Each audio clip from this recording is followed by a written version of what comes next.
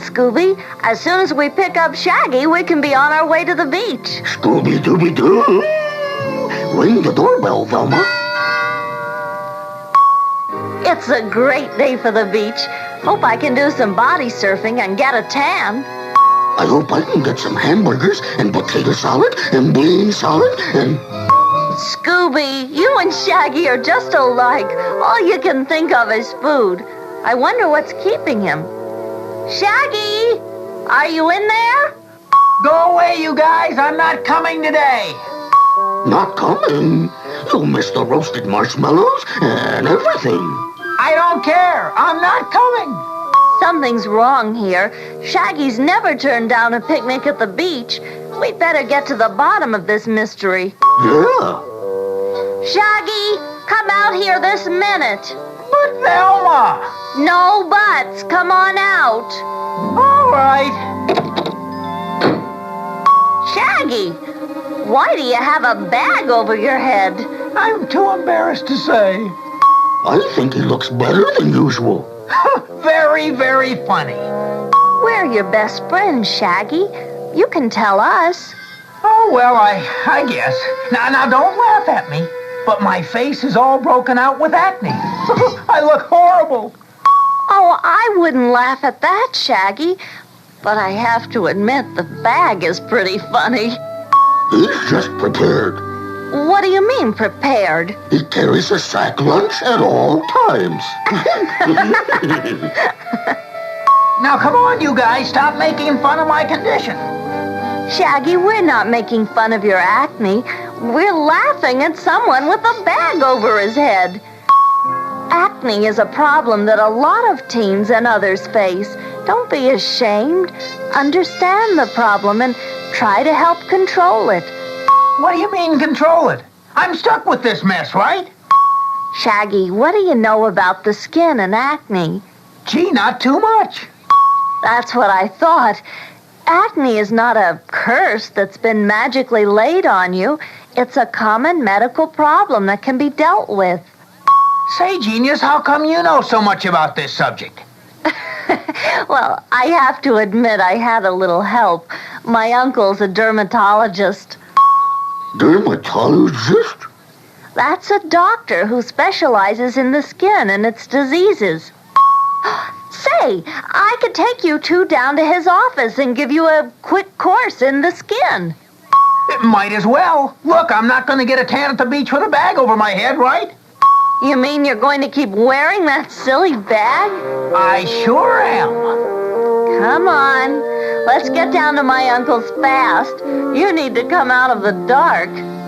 Well, this is the office of a dermatologist, masked marvel. You're going to keep it up, right? Huh? Well, I will as long as you feel ashamed and try to cover up your problem. Yeah, Kimosabi. Okay, let's get on with the lesson. The skin is the largest of all your organs. If you weigh 150 pounds, your skin weighs about 6 pounds. It has an area of about 17 to 20 square feet. Beneath the surface is a dense network of nerves, blood vessels, hairs, glands, muscles, and other structures. Gee, and I thought my skin was just a thin layer over my muscles. What muscles?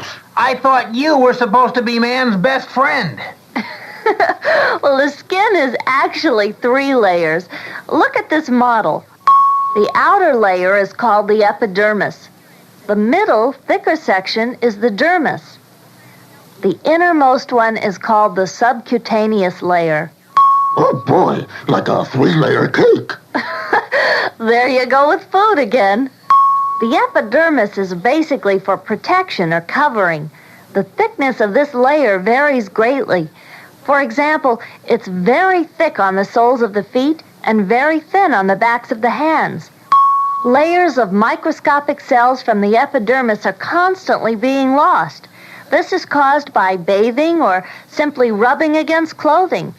These cells are replaced by new cells from underneath. Gosh, I didn't know a person kept getting new skin. Sort of. The dermis is the most complex of the 3 layers. Just 1 square inch of this layer can contain hundreds of nerve endings, sweat glands, oil glands, and possibly muscles and hairs. Microscopically, thin blood vessels called capillaries are located in the dermis also. Blood transfers oxygen and nutrients to the skin and carries away waste. Hey, that's a good system. Glad you like it. The subcutaneous layer is loosely attached to the body's inner structures, such as the larger muscles. Fatty tissues in this layer insulate your body against hot and cold temperatures. The fat also cushions the inner organs against jolts. As people grow older, the fatty tissue is absorbed by the muscles. This causes the outer skin layers to form uneven folds or wrinkles. You never see a wrinkled old dog. Yeah, especially a sheepdog. Velma, how does acne fit into what you've told us about the skin? Yeah, fill us in. Remember I said this outer skin layer, called the epidermis, was the protective layer? We remember.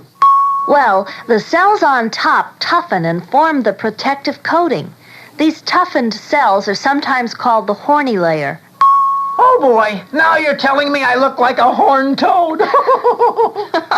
Boy, you are sensitive. As your skin grows, the cells in the horny layer die and shed. The shedding usually takes place slowly.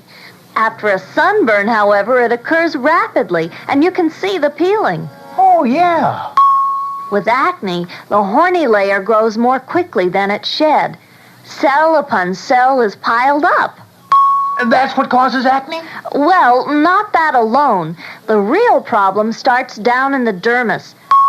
That's where the oil glands, or sebaceous glands as they're called, are located. These glands can become too active and produce an overabundance of a fatty, oily material called sebum. This sebum travels up through the gland's canal. It then flows out the skin's opening, called the pore, onto the surface of the skin. So what's the problem? As the sebum nears the pore, it changes because of its contact with the air. The sebum can become thicker and darken in color. If the passageway becomes blocked with the sebum, the first step of acne, blackheads, may develop. Do you mean blackheads are not black from dirt? That's right. They're black because of the contact with oxygen in the air. Well, what do blackheads have to do with acne? Pimples. Yeah. If the blackheads are not removed, the sebum keeps filling the passageway, but it can't get out. Pressure builds and bacteria can enter the area. Then infection sets in and causes a red, swollen look. Now the blackhead has turned into a pimple. I'm beginning to understand. Well, Velma, you've given me a pretty clear picture of the skin, but I still don't know how to keep my skin clear. Very clever, Shaggy. But you're going to have to wait a bit until I run some errands. Meanwhile, why don't you take off the sack? It's staying put. Say, Scoob, let's go grab some lunch. I'm starved. Yeah, let's go put on the old feed bag. Oh, boy.